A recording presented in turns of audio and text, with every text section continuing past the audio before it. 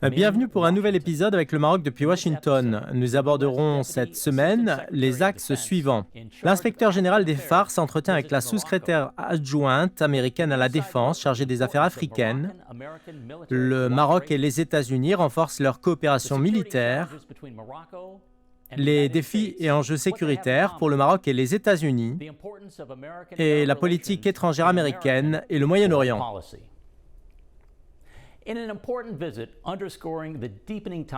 Au cours d'une visite significative visant à renforcer les liens entre les États-Unis et le Maroc, la sous-secrétaire adjointe à la Défense chargée des affaires africaines, Jennifer Zafriski, a récemment rencontré à Rabat, la capitale marocaine, le général de corps d'armée, inspecteur général des forces armées royales et commandant de la zone sud, Mohamed Berid. Cette rencontre a été l'occasion pour échanger autour des différents volets de la coopération militaire entre les deux armées, notamment l'industrie de défense, l'acquisition de matériel et d'équipements, avec l'accompagnement technique et logistique nécessaire, la formation et le transport de technologies, ainsi que le renforcement de la coopération bilatérale en matière de gestion de catastrophes. Cette visite souligne le caractère stratégique du partenariat entre les États-Unis et le Maroc et met en lumière les multiples facettes de la coopération militaire entre nos deux nations. À mesure que le paysage géopolitique évolue, la collaboration entre le Maroc et les États-Unis témoigne de leur engagement commun à relever les défis sécuritaires qui se présentent.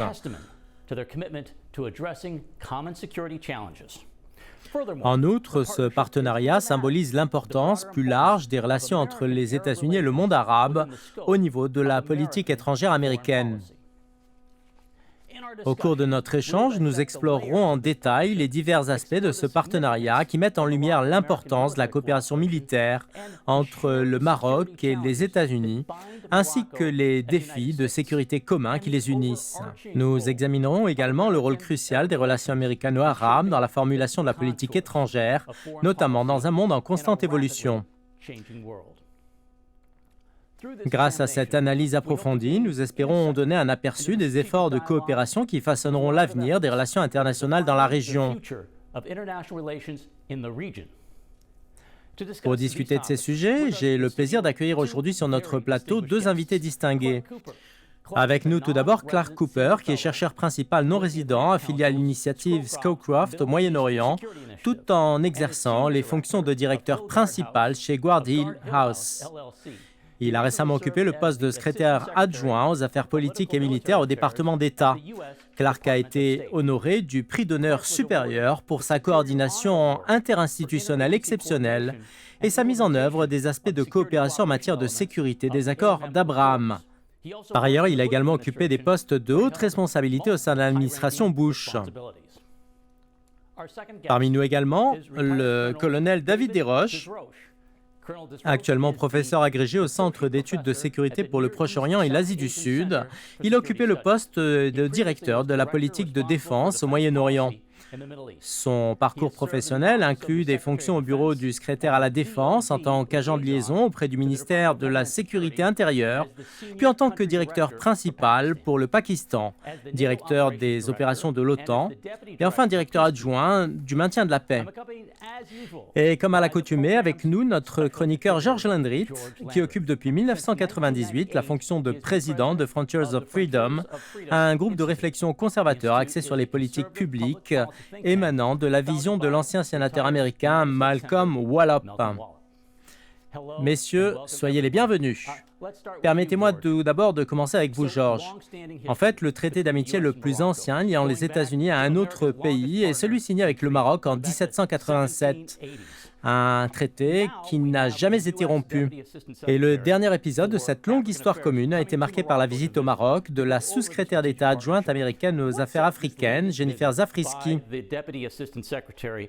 Alors, comment avez-vous perçu cette visite dans le contexte géopolitique actuel?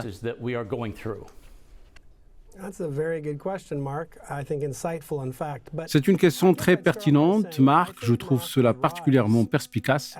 Je commencerai par souligner que la montée en puissance du Maroc en tant que leader important sur la scène internationale en fait un allié encore plus crucial dans le monde d'aujourd'hui.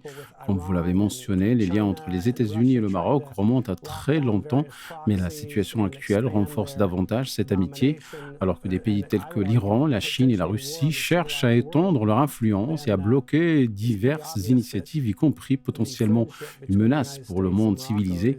Il devient évident que l'amitié entre les États-Unis et le Maroc revêt une importance croissante. Le Maroc n'est pas seulement un allié militaire essentiel, jouant un rôle central dans la région et sur la scène mondiale, mais il est également un partenaire diplomatique crucial. En outre, sur le plan économique, le Maroc représente un modèle solide pour les pays cherchant à renforcer leur économie et à améliorer la qualité de vie de leurs citoyens, contribuant ainsi à la stabilité régionale.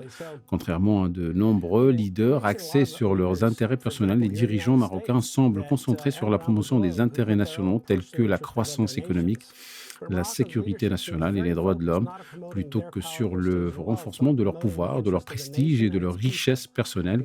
Il est encourageant de voir les États-Unis reconnaître le Maroc comme un allié crucial et j'espère que cette relation continuera à s'approfondir et à s'élargir à l'avenir. Merci, George. Clark Cooper, au-delà de la composante strictement militaire et industrielle et de la question du transfert d'armement en cette période de bouleversement majeur à l'échelle internationale, en quoi la coopération entre les États-Unis et le Maroc revêt-elle une importance stratégique?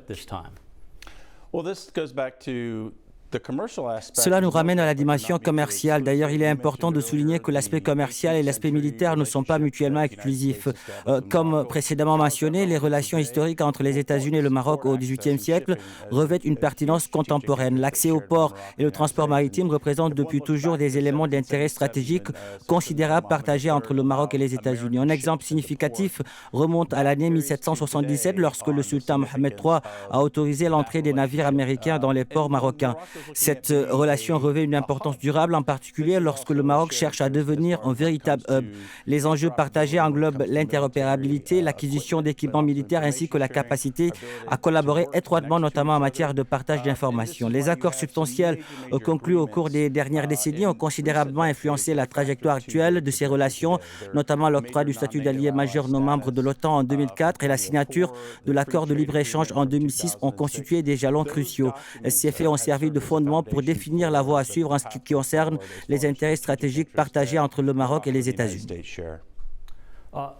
Colonel, compte tenu du consensus au sein de l'armée américaine et des rapports soulignant que le Maroc joue un rôle crucial, particulièrement en Afrique, quel soutien les États-Unis peuvent-ils fournir pour renforcer les capacités défensives du Maroc, tant à l'intérieur de ses frontières qu'à l'échelle régionale?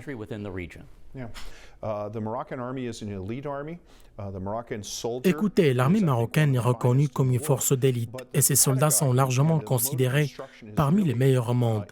Cependant, il est important de noter que la pédagogie d'enseignement militaire actuelle est principalement importée de France, adoptant une approche descendante qui ne met pas suffisamment l'accent sur la pensée critique et l'autonomisation des jeunes leaders. Un exemple probant de cette approche alternative provient de l'expérience observée lors de la guerre russo-ukrainienne. Les forces ukrainiennes, bien que confrontées à des forces russes plus nombreuses et mieux équipées, ont réussi à résister efficacement en responsabilisant leurs jeunes dirigeants et en promouvant la pensée critique au sein d'une armée hautement instruite depuis la base.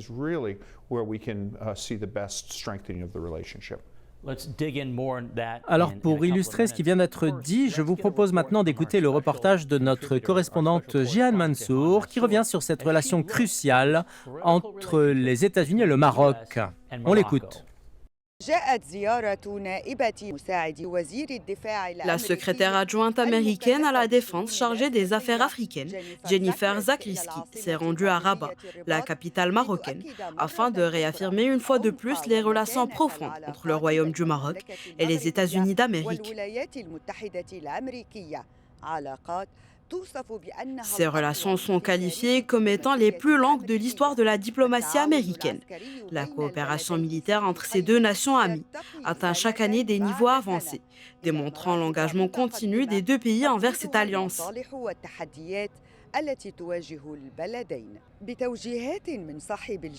Sur instruction du roi Mohammed VI, l'inspecteur général des forces armées royales et commandant de la zone sud, le général de corps d'armée Mohammed Berid, s'est entretenu alors avec Madame Jennifer Zakriski.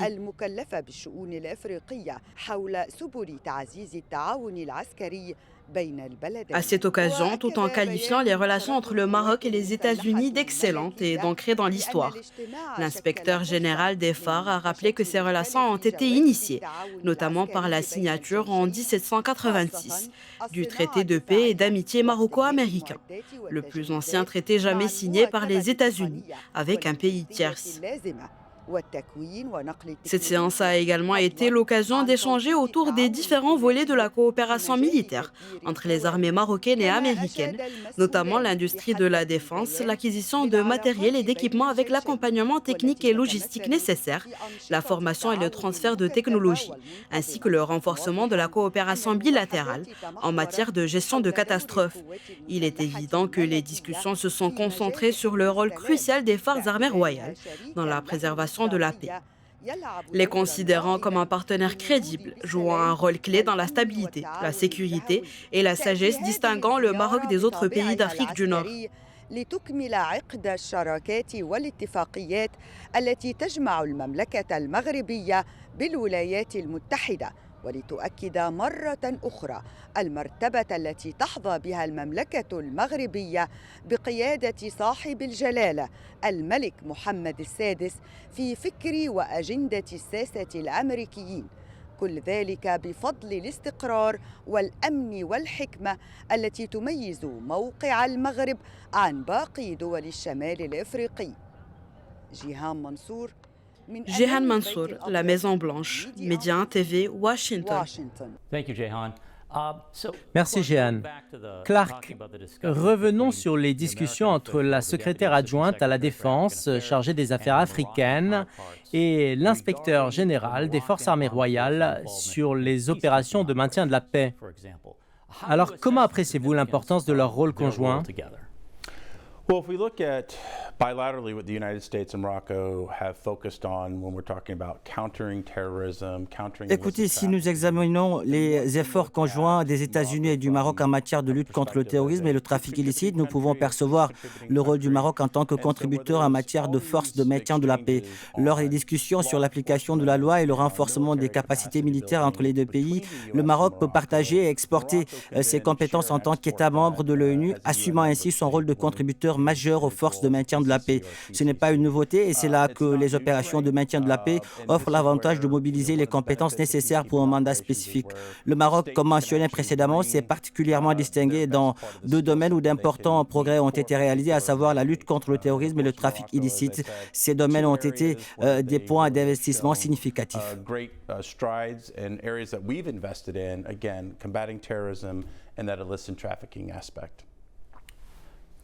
Colonel, à la suite de leur réunion, les deux parties ont réitéré leur engagement à maintenir un partenariat stratégique exemplaire qu'elles estiment essentiel. Les deux parties ont souligné l'importance des accords et des initiatives entreprises par les deux pays. En 2020, un accord de défense historique a été signé. Il s'agit d'une feuille de route sur 10 ans pour la coopération en matière de défense. Depuis cette date, qu'est-ce qui a été réalisé ?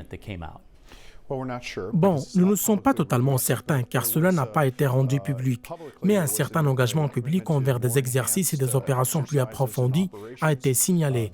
D'ailleurs, le plus vaste exercice américain sur le continent africain a émergé depuis 2004, une initiative bilatérale entre les États-Unis et le Maroc qui a évolué pour devenir multilatérale. Le Maroc demeure un pivot essentiel et un centre d'attention, non seulement sur son territoire, mais aussi dans d'autres pays. Le Royaume a également participé à l'exercice annuel annuel de lutte antiterroriste Flintlock axé principalement sur le Sahel. Il est crucial de souligner que l'influence du Maroc en Afrique ne se limite pas à ses frontières en raison de son armée professionnelle. De nombreux officiers d'autres États francophones suivent des formations et des instructions militaires au Maroc. Lors de mon dernier passage à l'Académie royale militaire du Maroc, j'ai rencontré des représentants du Burkina Faso, du Gabon, entre autres. Ainsi, la formation et l'engagement à aider à moderniser leur équipement sont des aspects importants, même si cela reste soumis à des contraintes financières. Enfin, sur le plan stratégique, il est souhaitable que la dynamique initiée par le Maroc avec les accords d'Abraham se poursuive et les États-Unis soutiendront le Maroc dans cette démarche. Je vous remercie, colonel. Notre équipe est allée dans les rues de Washington, D.C. pour demander à nos concitoyens ce qu'ils pensaient des relations qui unissent les États-Unis au Maroc et de leurs perspectives dans un contexte de crise au Moyen-Orient. Il est crucial d'établir des relations avec les pays arabes et le Maroc revêt une grande importance à cet égard. Je ne comprends pas pourquoi nous n'avons pas encore développé davantage nos liens avec eux. Mais compte tenu des développements en cours au Moyen-Orient, il semble que les États-Unis réévaluent leurs relations avec de nombreux pays arabes différents. Le Maroc, en particulier, émerge comme un partenaire de grande importance avec lequel il est essentiel de collaborer. Le Maroc revêt une importance cruciale à la fois pour le Moyen-Orient et pour les États-Unis. Dans la région, le Maroc contribue à maintenir la paix en entretenant des relations positives avec tous les pays voisins. De plus, le Maroc joue un rôle essentiel pour le peuple américain et le gouvernement américain, fournissant un interlocuteur capable de modérer la rhétorique au Moyen-Orient. Le Maroc est une nation magnifique dotée d'une population accueillante. J'ai eu le plaisir de visiter ce pays à plusieurs reprises et d'apprécier sa beauté. Le Maroc occupe une position significative dans les événements en cours au Moyen-Orient. Je suis d'avis que les États-Unis devraient accorder une attention équitable aux pays du Moyen-Orient et aux nations à majorité musulmane de la même manière qu'ils le font pour d'autres nations, étant donné que les États-Unis représentent un melting pot culturel. Je pense qu'il serait bénéfique de réduire l'accent sur l'aide militaire et d'accorder davantage d'importance à l'aide humanitaire. Je pense que la première étape pour améliorer les relations avec les Arabes et les musulmans, en particulier le Maroc, serait de jouer un rôle équitable dans la question palestinienne. Revenons maintenant à Clark Cooper. Pour être franc et réaliste, comment ce processus peut-il transcender les discours diplomatiques pour se concrétiser sur le terrain? Sure. Well, we've already talked about two significant diplomatic bilateral agreements at the top of the program. One, the major non-NATO. Nous avons discuté précédemment de deux accords diplomatiques bilatéraux majeurs en tête de l'agenda. Tout d'abord, le Maroc détient le statut d'allié majeur non membre de l'OTAN, une reconnaissance significative en termes d'interopérabilité entre les forces armées royales, les États-Unis et d'autres membres de l'OTAN, ainsi que d'autres alliés majeurs non membres de l'OTAN. Sur le plan opérationnel, cela engendre des attentes élevées en termes d'interopérabilité, incluant la capacité de tirer, de se déplacer et de communiquer efficacement entre les parties. Les protocoles entourant la protection de la technologie partagée, notamment sur des plateformes spécifiques, sont également cruciaux. Bien que certains aspects de transfert technologique soient assez répandus, l'utilisation de certaines plateformes uniques exige des protocoles et des exigences spécifiques.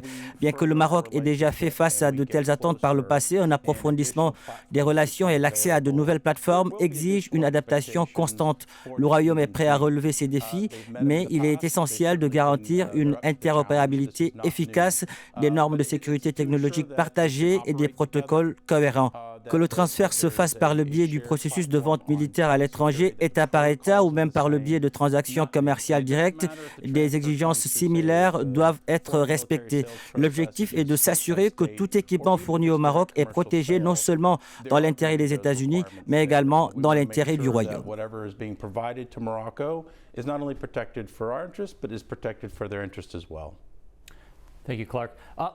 Merci Clark. Georges, permettez-moi de faire une brève rétrospective historique. Remontons au tout premier accord entre les États-Unis et le Maroc qui remonte à 1786 sous le nom du traité de paix et d'amitié. Cet accord est fréquemment évoqué dans le cadre de cette émission, nous l'avons d'ailleurs mentionné tout à l'heure.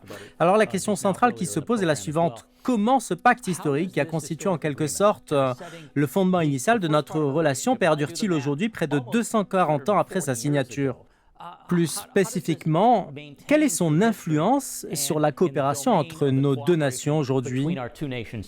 Comme vous l'avez souligné, le traité de paix et d'amitié maroco-américain de 1786 remonte à près de 240 ans. Cependant, il est pertinent de noter que les fondements de cette relation ont été établis presque une décennie auparavant, en 1777. À cette époque, le sultan marocain Mohammed III avait formellement reconnu l'indépendance revendiquée par les États-Unis et avait apporté son soutien aux colonies américaines pendant la guerre d'indépendance. Le Maroc a ainsi été notre tout premier allié, précédant même l'alliance avec la France. Il est essentiel de souligner que des figures emblématiques de nos pères fondateurs tels que John Adams, Thomas Jefferson et Benjamin Franklin ont collaboré avec le Maroc pour établir le traité de paix et d'amitié, une initiative entreprise avant même la ratification de notre Constitution. Par conséquent, notre lien avec le Maroc est antérieur à l'existence formelle de notre nation, représentant la relation diplomatique ininterrompue la plus ancienne de l'histoire des États-Unis. Bien que de nombreuses transformations aient marqué les 240 dernières années, ce qui demeure constant, c'est la nature indéfectible de l'amitié entre le Maroc et les États-Unis. En examinant nos vies personnelles, il est courant de constater que de vieux amis peuvent parfois s'éloigner avec le temps. Cependant, je soutiendrai que l'écoulement du temps et les évolutions mondiales des 60 dernières années ont accentué l'importance de notre amitié avec le Maroc d'aujourd'hui. Colonel, vous avez abordé tout à l'heure un sujet particulièrement captivant, à savoir l'entraînement et l'instruction militaire au sein de nos forces armées. L'idée de trouver des mécanismes pour harmoniser notre langage et favoriser une collaboration fluide dans nos rangs est cruciale. Alors comment pourrions-nous concrétiser cette vision? L'exercice African Lion représente-t-il une opportunité de le voir prendre vie et quelle stratégie pour assurer une infrastructure pérenne à long terme pour nos deux alliances? Le Maroc jouit ici d'un avantage notable pour plusieurs raisons. En premier lieu, le Maroc a démontré son expertise non seulement en tant que bénéficiaire de stabilité, mais également en tant qu'exportateur de stabilité et de sécurité. Leur histoire militaire illustre une tradition glorieuse, marquée par des exploits tels que la capture de Verdun lors de la Première Guerre mondiale, ainsi que leur participation à la campagne d'Italie pendant la Seconde Guerre mondiale. Cependant, l'influence du Maroc ne se limite pas à son passé historique. Lors de ma mission en Bosnie, par exemple, la sécurité de la base où je résidais était assurée par des forces militaires marocaines. Considérez cette situation, une armée africaine garantissant la sécurité sur le continent européen à l'époque moderne de la guerre froide. Clark, en tant qu'ancien représentant du département d'État, vous avez joué un rôle crucial en assurant la liaison politique et militaire avec diverses ambassades étrangères au fil des ans. Pourriez-vous nous éclairer sur l'exercice African Lion et sur la manière dont il met en lumière les efforts du commandement américain pour l'Afrique dans la construction et le maintien des liens entre l'Afrique et les partenaires européens, en particulier dans le contexte de défis en matière de sécurité? Comment peut-on favoriser une collaboration étroite, en particulier entre les États-Unis, le Maroc et leurs partenaires? Écoutez, le concept clé ici est l'interopérabilité, un élément dont nous avons discuté aujourd'hui. Il s'inscrit dans la création d'une vision opérationnelle commune et d'une compréhension partagée du renseignement, notamment dans le cadre d'initiatives aussi vastes qu'African Lion. Cet exercice militaire est caractérisé par son envergure impliquant plusieurs composants, étant multinational et marquant le premier exercice conjoint du commandement des États-Unis pour l'Afrique. Ayant participé aux phases préparatoires et à l'exécution d'African Lion au cours de mes années au sein des opérations spéciales Afrique et du commandement Afrique, je peux témoigner de son évolution mentionnée précédemment avec Flintlock, impliquant 20 nations, une expansion significative. C'est donc une entreprise d'envergure transrégionale, initialement bilatérale, comme l'a souligné David. Il implique désormais 20 pays avec la participation de nations africaines et européennes. Toutefois, l'élément clé reste l'interopérabilité entre ces États partenaires, essentielle pour faciliter la communication et la collaboration entre eux, ce qui revêt une importance cruciale dans cet exercice multidomaine complexe. Colonel, la coopération entre les États-Unis et le Maroc s'illustre notamment par la fourniture d'armements militaires dans le cadre d'une initiative visant à moderniser rapidement l'armée marocaine. Alors, pour concrétiser un tel processus de modernisation, que devrions-nous envisager d'ajuster ou d'améliorer? Quels sont les principaux défis qui pourraient entraver cette démarche? Une fois de plus, je suis d'avis qu'il est crucial de maximiser l'utilisation de l'équipement dont vous disposez. Fondamentalement, il s'agit de promouvoir une culture de pensée critique parmi les jeunes dirigeants marocains, encourageant ainsi une approche axée sur la réflexion plutôt que sur une stricte obéissance aux ordres. Un modèle historiquement répandu dans la plupart des régions francophones du monde. Je suis fermement convaincu qu'il est erroné de faire une distinction artificielle entre les aspects humanitaires, éducatifs et sécuritaires. Merci, colonel. Clark, une dernière question rapidement. Comment les États-Unis peuvent-ils rivaliser? Actuellement, la Russie fournit 73% des armements militaires de l'Algérie. Comment les États-Unis peuvent-ils maintenir leur compétitivité dans cet environnement? Bon, l'Algérie n'est pas le seul État qui, dans certains aspects, se trouve encore pris dans l'héritage des équipements militaires ou du soutien fourni par Moscou. C'est un défi pour les États qui cherchent à se libérer de ces contraintes. Heureusement, le Maroc ne fait pas face à ce problème. Les forces armées royales sont, une fois de plus, interopérables avec les États-Unis en tant qu'alliés majeurs non membres de l'OTAN, bénéficiant également de cette interopérabilité avec d'autres nations. En comparaison, l'Algérie et d'autres États qui ont traditionnellement dépendu de Moscou rencontrent divers problèmes. Ils font face à des défis liés à la qualité ou à l'absence d'équipements russes, ainsi qu'à des problèmes d'accès à ce matériel. De plus, l'attention de la Russie portée à l'Ukraine a indéniablement réduit sa capacité à exporter. Ainsi, dans ces États confrontés à des problèmes hérités, on observe une tendance à se tourner vers des pays comme le Maroc et à se questionner sur le choix de ne pas s'aligner sur l'Occident. They are certainly looking at states like Morocco and wondering why they have not aligned with the West. Thank you, Clark. Merci Clark. Nous allons maintenant faire une courte pause avant d'élargir notre perspective à l'échelle des pays arabes. Et lors d'un prochain épisode, nous consacrerons l'intégralité de cette émission au traité de paix et d'amitié de 1786 entre les États-Unis et le Maroc. Nous verrons ainsi comment il a établi un modèle pour les relations harmonieuses et prospères entre nos deux nations. Restez avec nous. We'll be back after these messages.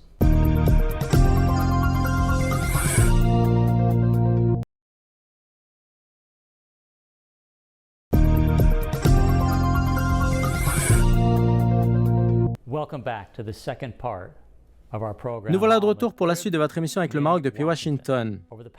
Au cours des 6 dernières décennies, les relations entre les États-Unis et les pays arabes ont connu une transformation remarquable, évoluant d'une préoccupation périphérique à une composante fondamentale de notre sécurité nationale. Cette participation s'est intensifiée, devenant directe, soutenue financièrement et principalement militairement, reflétant un engagement stratégique pour nos intérêts nationaux. Historiquement, les États-Unis ont joué un rôle central dans la configuration politique du Moyen-Orient, une influence qui remonte à la guerre froide et perdure jusqu'à nos jours. Cependant, face aux défis contemporains dans le monde arabe, les experts appellent à une réévaluation et à un ajustement des politiques afin de garantir une réponse efficace à ces nouvelles exigences. Clark Cooper, compte tenu de la réduction de la dépendance des États-Unis à l'égard des importations de pétrole du Golfe et des liens croissants entre la Russie et la Chine avec certains de ces pays, quelles sont actuellement les caractéristiques principales de la coopération militaire américaine avec le monde arabe? So we talked earlier about interoperability. There's another aspect here. It's integration, where different capabilities. Nous avons discuté précédemment de l'interopérabilité, mais il y a un autre aspect crucial, l'intégration, où différentes capacités peuvent être combinées entre les États du Moyen-Orient et du Golfe, le tout dans un objectif commun. Cette approche est motivée par des intérêts partagés, non seulement en matière de défense, mais également en réponse à une préoccupation commune concernant un adversaire spécifique que nous aborderons plus en détail aujourd'hui, à savoir la menace iranienne ainsi que les menaces indirectes posées par des acteurs tels que les Houthis au Yémen ou le Hezbollah au Liban. En prenant du recul et en examinant cela à long terme, les fondations de la relation entre les États-Unis et les pays de la région remontent non seulement à la guerre froide, mais aussi à la Seconde Guerre mondiale. Il est à noter que certaines des bases américaines les plus importantes au monde sont situées au Moyen-Orient, comprenant la base aérienne d'El Udeid aux environs de Doha, au Qatar, ainsi que la présence de la 5e flotte de la marine américaine à Manama, Bahreïn, avec environ 30 bases au total. Cela inclut des installations manifestes ainsi que des infrastructures relativement discrètes. L'élément partagé ici réside dans notre capacité à collaborer ainsi à la stabilité, à la prospérité mondiale. Par exemple, si la mer Rouge ou le détroit de Bab el-Mandeb sont perturbés, cela pourrait avoir des répercussions sur l'économie mondiale, d'où un intérêt partagé. La coopération efficace face à ces menaces communes est rendue possible grâce à l'intégration des capacités et à des accords logistiques basés sur des bases qui ont été établies souvent depuis plusieurs décennies. For logistics servicing, for basing agreements that we do have. And again, very deeply rooted, decades old. Colonel, la présence chinoise est de plus en plus marquée dans la région, notamment à travers son initiative majeure, la ceinture et la route, qui revêt une importance significative au Moyen-Orient. Néanmoins, certains observateurs soulignent l'influence chinoise et russe grandissant dans cette région. Alors comment percevez-vous l'ampleur de cette menace potentielle pour la sécurité et les intérêts militaires des États-Unis dans la région? C'est une question pertinente. J'ai assisté récemment au Salon mondial de la défense en Arabie saoudite à Riyad, où le pavillon chinois était notablement le plus vaste parmi tous les pavillons du monde entier. Cela indique clairement les efforts déployés par la Chine pour devenir un acteur mondial. De plus, nous avons observé la présence russe à travers ces mercenaires opérant de la Libye jusqu'au Sahel, notamment au Mali. Des préoccupations émergent, principalement centrées sur le rôle de la Russie, qui semble axé sur l'assurance des ressources, agissant en tant que mercenaire dans le sens le plus large du terme. Il semble y avoir un manque de plan stratégique clair, autre que s'opposer aux intérêts occidentaux dès qu'ils se manifestent. En revanche, le rôle de la Chine semble plus subtil. Il semble chercher à établir une dépendance en facilitant le développement d'infrastructures. Cependant, il est important de noter que cette focalisation ne correspond pas toujours aux besoins réels de la population et reflète davantage les intérêts chinois. En mai dernier, l'Institut de Washington sur la politique au Proche-Orient a publié une étude intitulée « Préserver les avantages militaires américains au Moyen-Orient », signée Nathan P. Olsen. Avant de revenir à nos invités, je vous propose de revenir sur les détails marquants de ce rapport.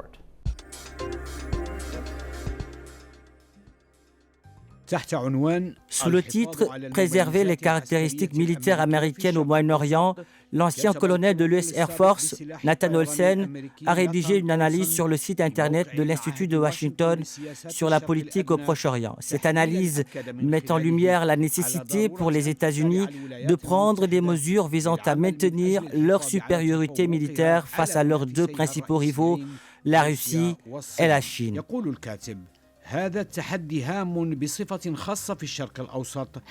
Selon l'auteur, ce défi revêt une importance particulière au Moyen-Orient, où les États-Unis possèdent un ensemble de caractéristiques immuables, susceptibles d'être compromises sans une modification fondamentale de leur mode opératoire dans cette région. Les capacités militaires des États-Unis dans la région, qui comprennent la présence de 430 000 soldats américains dédiés à la coopération sécuritaire avec les partenaires du monde arabe, sont considérées comme cruciales. Cette importante présence militaire facilite la communication avec les dirigeants civils et militaires tout en maintenant des relations stratégiques avec les partenaires régionaux lors de situations diplomatiques ou économiques tendues, en particulier en cas de crise ou de confrontation avec la Chine qui dépend à hauteur de 50% de ses approvisionnements en pétrole du Moyen-Orient. في حال نشوب أزمة أو مواجهة مع الصين التي تحصل على 50% من احتياجاتها البترولية من الشرق الأوسط. L'auteur souligne également que les relations forgées par les États-Unis à travers des activités militaires et des entraînements conjoints avec les pays arabes confère à ces derniers des capacités uniques. Cela permet aux forces américaines d'utiliser l'espace aérien des pays amis et de bénéficier de la priorité de la marine américaine dans le canal de Suez, accélérant ainsi les opérations militaires dans la région. Néanmoins, l'auteur met en garde contre le risque de compromettre ces caractéristiques au détriment du succès continu des États-Unis dans la garantie de la sécurité de leurs alliés arabes. Cela s'explique notamment par les activités iraniennes et les ambitions nucléaires عبر احتواء النشاطات الإيرانية وطموحاتها النووية. De plus, l'auteur souligne que de nombreux pays alliés des États-Unis expriment des préoccupations quant aux obstacles liés à l'importation d'armes américaines. Les retards dans l'approbation, la hausse des prix et les procédures bureautiques liées à l'approbation du Congrès pour ces produits. Ces difficultés incitent certains pays à se tourner vers des sources non américaines pour leurs besoins en armement, notamment en se tournant vers la Chine.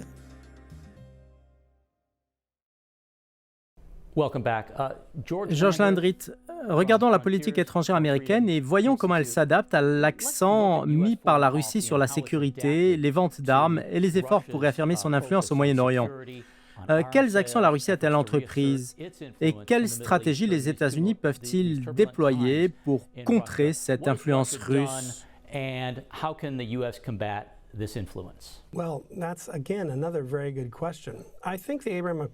Bon, une autre question très pertinente. En fait, les accords d'Abraham fournissent un exemple concret de la reconnaissance de l'effort de la Russie pour renforcer son influence au Moyen-Orient. Les Russes illustrent la nécessité pour les États-Unis de collaborer avec leurs amis et alliés afin de renforcer leur capacité de sécurité et de favoriser des relations économiques mutuellement bénéfiques.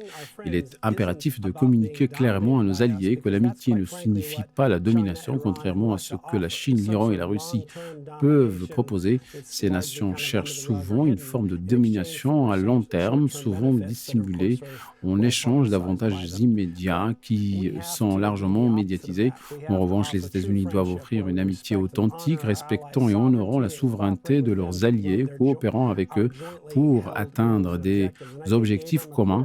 Les accords d'Abraham sont un modèle positif, formalisant la coopération militaire, diplomatique et économique sans imposer de domination. Ce type d'amitié respectueuse, les États-Unis travaillent de concert avec leurs partenaires pour renforcer leur défense et stimuler leur économie. Et l'approche que nous devrions privilégier, nous devrions vraiment viser à ce que nos amis soient en sécurité et prospèrent, une perspective radicalement différente de l'approche russe, chinoise et iranienne qui cherchent à étendre leur contrôle sur différentes parties du globe.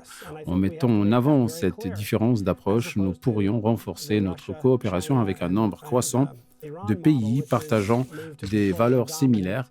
Le Maroc, qui est notre ami et allié depuis plus de 140 ans, on est un exemple éloquent. Cette relation basée sur la bonne volonté et la coopération offre une perspective alternative au modèle de domination proposé par d'autres acteurs internationaux.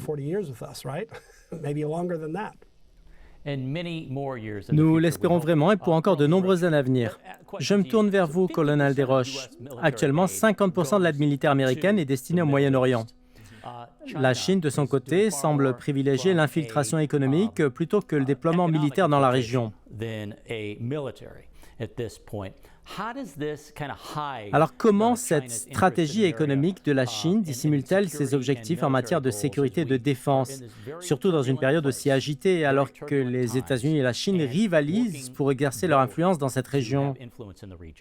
C'est une excellente question. Les statistiques sur l'aide militaire américaine peuvent être quelque peu biaisées car ils proviennent du gouvernement américain.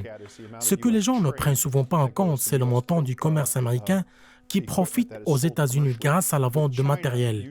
Dans le cas de la Chine, cela est généralement inclus dans ces chiffres, car une grande partie de l'économie chinoise est détenue par l'État. Il y a donc une certaine distorsion dans les statistiques. Il est crucial de diviser les investissements chinois en deux parties distinctes. D'une part, il y a les grands programmes d'infrastructures gérés par l'État qui ont souvent un bilan mitigé. Il arrive fréquemment que des projets d'infrastructures tels que des routes menant nulle part, comme le port de Hanbin Bantota au Sri Lanka deviennent des exemples de diplomatie de la dette. Dans ce scénario, un projet majeur est construit, fait faillite, puis est repris par le prêteur, transformant ainsi l'éléphant blanc initial en un actif militaire. Ces situations suscitent des inquiétudes, notamment en raison de l'utilisation potentielle à des fins militaires. C'est là que nos partenaires doivent être vigilants. Les drones, la technologie et l'équipement peuvent avoir un impact significatif dans ce contexte. Moi, je parle plus précisément des aspects plus fondamentaux. Par exemple, l'achat d'une voiture électrique dotée de nombreux capteurs signifie qu'il enregistre constamment des données. D'ailleurs, certains pays interdisent même l'usage de voitures Tesla sur des installations sécurisées en raison de ces préoccupations. Les voitures modernes sont truffées de capteurs tout autour d'elles. Ainsi, contrairement aux automobiles des années 40, la modernité des véhicules nécessite une vigilance accrue. Vous savez, Clark, certains experts en relations internationales ont suggéré que les États-Unis gagneraient à s'intéresser aux populations du Moyen-Orient en se concentrant sur des aspects tels que la santé, l'emploi, les questions de changement climatique, en investissant dans des programmes de développement humain et en soutenant les capacités de la société civile. Pensez-vous qu'une telle approche serait plus payante que de donner la priorité au soutien militaire? Let's start with it's not an either or it's not a proposition of one or the other. And frankly, things like health. Bon, commençons par dire que ce n'est pas nécessairement l'un ou l'autre. Franchement, des aspects tels que la santé, le sous-emploi, le chômage, l'adaptation au climat ne peuvent pas être dissociés de la sécurité et de la stabilité. Si l'on ne s'attaque pas à des problèmes tels que la pénurie d'eau, l'insécurité alimentaire et la migration mixte auxquels le Maroc a dû faire face, ils peuvent devenir des problèmes essentiels de sécurité et de stabilité. Oui, l'assistance à la sécurité peut être envisagée dans un cadre beaucoup plus large. Il y a la transition ou le transfert conventionnel d'armes et de matériel. Il y a la formation et les exercices. Cependant, il existe d'autres aspects à considérer lorsqu'on aborde la sécurité et la stabilité. Ainsi, tout pays serait en danger s'il ne s'attaque pas aux risques associés à des phénomènes tels que la pénurie d'eau, l'insécurité alimentaire et la migration. C'est pourquoi les aspects économiques évoqués par David sont cruciaux. L'accord de libre-échange et le montant des investissements directs étrangers au Maroc sont très importants. En examinant les marchandises marocaines arrivant aux États-Unis, qui totalisent environ 1,6 milliard de dollars ces dernières années par rapport à quelques centaines de millions il y a seulement 10 ans, on constate l'importance de la réciprocité des investissements entre les deux pays. Ainsi, il est clair que le développement des capacités et la sécurité sont étroitement liés. Capacity building and development from security. They are very much tied together. Mais le défi, Clark, réside aussi dans le fait que, bien que la collaboration militaire facilite l'échange d'armes et d'équipements militaires, les aspects les plus complexes, tels que le climat, les ressources humaines, les opportunités d'emploi et le mode de vie, sont souvent plus difficiles à aborder. En effet, cela représente une entreprise plus complexe que l'envoi d'avions ou d'autres équipements militaires. La raison de ces problématiques exige une priorité claire accordée par les États-Unis à leurs aspects commerciaux et diplomatiques, notamment au sein du département d'État. Est-ce exact? Le département d'État est responsable de la conclusion de l'ensemble de ces accords, ce qui confère à l'État un rôle central dans la gestion des accords de sécurité. Bien que le département de la Défense soit l'organe exécutant, il convient de souligner qu'il s'agisse d'accords de partage d'informations, d'accords de base ou, comme évoqué précédemment, d'accords de libre-échange, tous ces accords sont négociés sous l'égide du département d'État. Le Maroc se distingue comme un bénéficiaire méritant de statut privilégié et l'ampleur de cet accès accru s'accompagne de responsabilités considérables. Ainsi, le Royaume assume un rôle transrégional significatif, positionné de manière unique au carrefour du Moyen-Orient, de l'Afrique et de l'Europe. Cette position géographique particulière confère au Maroc une importance stratégique justifiant des investissements substantiels des États-Unis dans le renforcement de ces relations et des capacités nécessaires pour jouer un rôle prépondérant sur le plan régional. Clark, précédemment, vous avez évoqué l'Iran en lien avec les relations internationales et l'importance stratégique des opérations menées par les États-Unis au Moyen-Orient, en particulier dans la région du Golfe. Les principales préoccupations qui ont été identifiées sont la politique expansionniste de l'Iran et l'escalade de la violence entre Palestiniens et Israéliens. Alors, dans quelle mesure ces facteurs contribuent-ils à forger ou, dans certains cas, à restreindre nos relations bilatérales et notre diplomatie régionale? I wouldn't say constraint. So Iran is feeling constrained right now, and part of what we're seeing is Actuellement, l'Iran semble ressentir une pression accrue et une partie des événements en cours semble être une manifestation de leurs inquiétudes, contraintes ou de leur perte de position perçue au Moyen-Orient. Il est impératif que les États engagés dans des relations avec les États-Unis dans la région du Golfe, du Moyen-Orient, maintiennent une interopérabilité renforcée en consolidant nos capacités intégrées en matière de défense antimissile, aérienne et de défense maritime afin d'assurer leur sécurité. Parallèlement, il est crucial d'établir des éléments dissuasifs englobant divers aspects allant du conventionnel aux questions nucléaires. La rigueur et la crédibilité de la dissuasion américaine nécessitent également le soutien des États partenaires. L'Iran teste actuellement ces paramètres, exploitant les récents événements à Gaza comme une opportunité de perturbation accrue par l'intermédiaire de ses mandataires. Le régime de Téhéran autorise ses mandataires à évaluer leurs capacités et leur volonté malgré leur statut en tant qu'adversaires communs.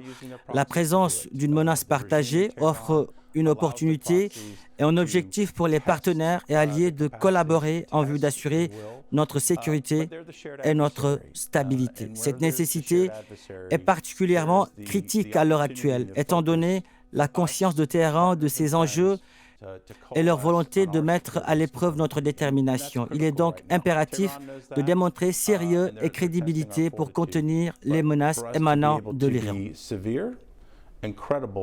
At this time is critical to keep Iran and their threats at bay. Je vous remercie, Clark. Abordons à présent la question de la rivalité entre les États-Unis, la Russie et la Chine. À cet égard, je vous propose d'écouter le reportage suivant réalisé par notre équipe de production. La majorité des experts confirment que la Chine et la Russie représentent deux partenaires qui s'opposent à la domination américaine au Moyen-Orient, cherchant activement à affaiblir cette influence sans toutefois étendre leur action à l'organisation du traité de l'Atlantique Nord. Il est manifeste que la présence américaine au Moyen-Orient entre en contradiction avec le recentrage de la Chine vers le sud de la mer de Chine et vers l'océan Pacifique. Bien que Washington demeure la principale puissance au Moyen-Orient, les États de la région progressent graduellement vers une réduction de leur dépendance envers leurs alliés traditionnels.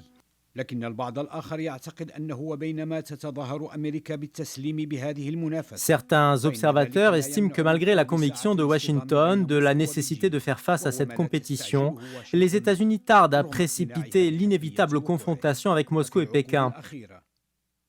Au cours des dernières décennies, la Chine est devenue le principal acheteur de ressources énergétiques au Moyen-Orient, consolidant sa position en tant que partenaire commercial du monde arabe depuis 2020. Les échanges économiques avec la région ont atteint un montant en dépassant les 330 milliards de dollars depuis 2021. Dans le cadre de la compétition géopolitique et des luttes de pouvoir dans la région, 94 pays d'Afrique subsaharienne et 85 pays du Moyen-Orient et de l'Afrique du Nord ont adhéré à l'initiative chinoise de la ceinture et de la route. Cependant, la Chine reconnaît que la Russie, en raison de ses limites en termes de richesse et de capacités scientifiques et technologiques, pourrait être insuffisante pour la soutenir dans cette bataille contre les États-Unis. La question demeure quant à savoir si la politique de Washington, axée sur les divergences entre ses concurrents, parviendra à combler ces lacunes ou si ces derniers auront le temps nécessaire pour jouer toutes leurs cartes.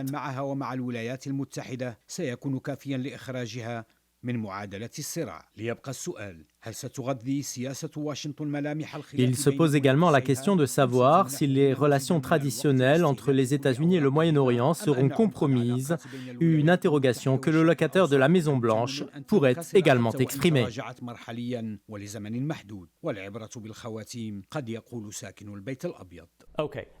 Bien, David, colonel, recentrons-nous sur l'Iran. Si Téhéran parvient à développer ses capacités nucléaires, même à une échelle limitée, cela pourrait-il poser des défis supplémentaires en matière de sécurité pour les États-Unis, tant en termes d'équilibre régional qu'en termes de dissuasion? Yeah, I have a little bit of a contrarian view on that. Oui, je tiens un point de vue quelque peu dissident sur cette question. L'Iran est manifestement un pays à l'expansionnisme affirmé, déguisant ses actions sous l'égide de la révolution islamique. Toutefois, une observation attentive de leurs récentes actions révèle des conflits avec les forces azéries en Azerbaïdjan, motivés par la préservation de leur réseau de trafic de drogue. Les Iraniens ont également lancé des missiles en direction de la République islamique du Pakistan et de l'Irak au cours des derniers mois. Je présume que nous pourrions observer une tendance similaire dans d'autres situations. La véritable menace de l'Iran, à mon avis, réside dans la persistance d'activités sous le seuil de réponse de l'Occident, telles que les opérations par procuration. Cependant, une exception notable serait Israël, envers lequel l'Iran pourrait envisager l'utilisation de moyens plus agressifs. C'est là notre principale source de complicité dans cette dynamique régionale.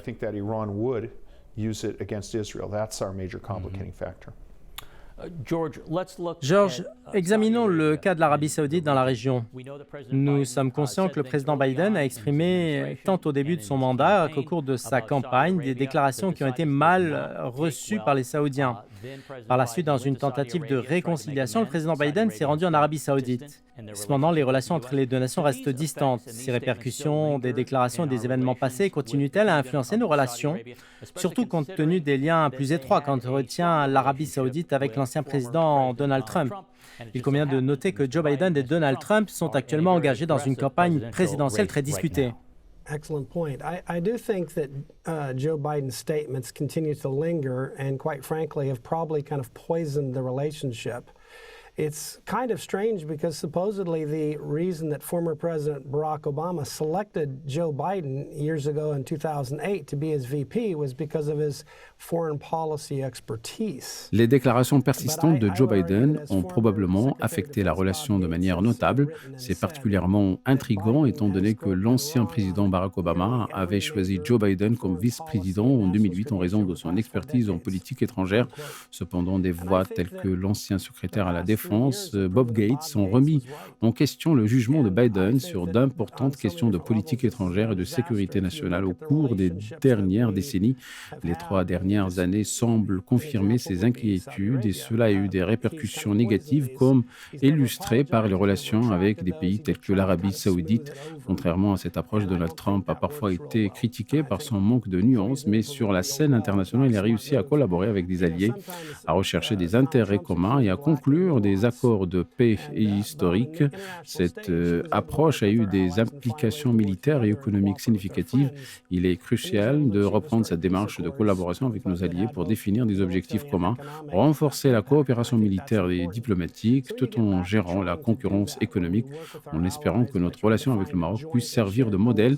Il est essentiel de se concentrer davantage sur la croissance et la sécurité économique. Cela contribuera à faire du Maroc et d'autres partenaires des acteurs majeurs. Plutôt que de les laisser seuls, nous devrions intensifier nos efforts pour les aider à prospérer. And I'd also like to see us increase our focus on economic growth and economic security side of things moving forward, because I think that's how we essentially help all of our friends become major players. And if you look at Morocco, they have become a major player, and we should probably be doing more to help that happen as opposed to just leaving them on their own to do it. Je vous remercie, Georges. En fait, compte tenu du traité de paix et d'amitié de 1786, cette visite de la sous-secrétaire adjointe à la Défense chargée des affaires africaines s'inscrit dans la continuité d'une relation de fraternité et prospère, jamais remise en doute au fil des 240 années écoulées. En effet, les relations avec les pays arabes demeurent dynamiques, stimulantes et offrent d'importantes opportunités, bien que présentant aussi des difficultés substantielles. Nous arrivons déjà au terme de cette discussion. Je tiens à vous remercier pour votre attention. Merci également à nos invités, Clark Cooper, au colonel David Desroches, à notre chroniqueur Georges Lindrit, à notre correspondante Jeanne Mansour et à toute l'équipe de préparation et de production dirigée par le réalisateur Mohamed Saïd Al-Wafi. Et moi, je vous dis à très bientôt. Greetings from me, Mark Feifley. I'll see you next week in an all-new episode of Ma'al Maghrib in Washington.